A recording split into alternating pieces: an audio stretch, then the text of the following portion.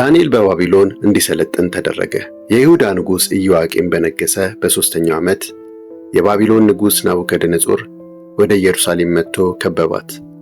ጌታም የይሁዳን ንጉሥ ኢዮአቄምን በእግዚአብሔር ቤተ መቅደስ ካሉት ዕቃዎች ከጥቂቶቹ ጋር በእጁ አሳልፎ ሰጠው። ወደ አምላኩ ቤት ወደ ባቢሎን ወሰዳቸው። በአምላኩም ግምጃ ቤት ውስጥ አኖራቸው። ከዚያ በኋላ ንጉሡ የቤተ መንግሥቱን ጃንደረቦች አለቃ አስፋኔዘን ከንጉሣዊ ቤተሰብና ከመሳፍንቱ ዘር የሆኑትን እስራኤላውያንን እንዲያመጣ አዘዘው። እነርሱም የአካል ጉዳት የሌለባቸው መልከ መልካሞች፣ ማንኛውንም ትምህርት የመማር ችሎታ ያላቸው፣ ዕውቀት የሞላባቸው፣ ሁሉን ነገር በፍጥነት መረዳት የሚችሉትንና በንጉሡም ቤት ለማገልገል ብቃት ያላቸው ወጣት ወንዶች ናቸው። የባቢሎናውያንን ቋንቋና ስነ ጽሑፍ እንዲያስተምራቸውም አዘዘው።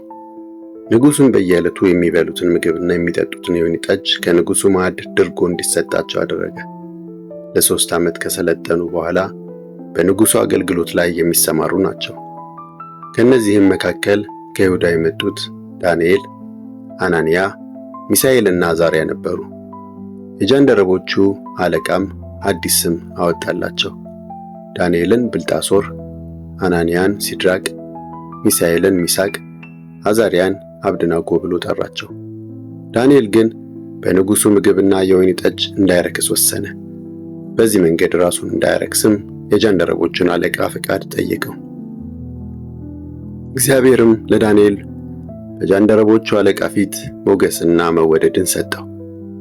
ሆኖም የጃንደረቦቹ አለቃ ለዳንኤል መብሉንና መጠጡን የመደበላችሁን ጌታዬን ንጉሡን እፈራለሁ። በዕድሜ እንደናንተ ካሉ ወጣቶች ይልቅ ከስታችሁ ብትታዩ በንጉሡ ዘንድ በራሴ ላይ አደጋ ታስከትሉብኛላችሁ ብሎ ነገረው። ዳንኤልም የጃንደረቦቹን አለቃ በዳንኤል፣ በአናንያ፣ በሚሳኤልና በአዛርያስ ላይ የሾመውን መጋቢ እንዲህ አለው፣ እባክህ አገልጋዮችህን ለ10 ቀን ያህል ፈትነን፣ ለመብል ከአትክልት ለመጠጥም ከውሃ በስተቀር ምንም አይሰጠን። ከዚያም የእኛን መልክና የንጉሡን መብል የሚበሉትን ወጣቶች መልክ አስተያይ። በአገልጋዮችህ ላይ የወደድከውን አድርግብን። እርሱም በዚህ ነገር ተስማማ። ለ10 ቀንም ፈተናቸው። ከ10 ቀን በኋላም የንጉሡን መብል ከበሉት ከሌሎች ወጣቶች ይልቅ ጤናማዎችና ሰውነታቸው የወፈረ ሆነው ተገኙ። ስለዚህ መጋቢው ምርጥ የሆነውን ምግባቸውና ሊጠጡት የሚገባውን የወይን ጠጅ አስቀርቶ በምትኩ አትክልት ሰጣቸው።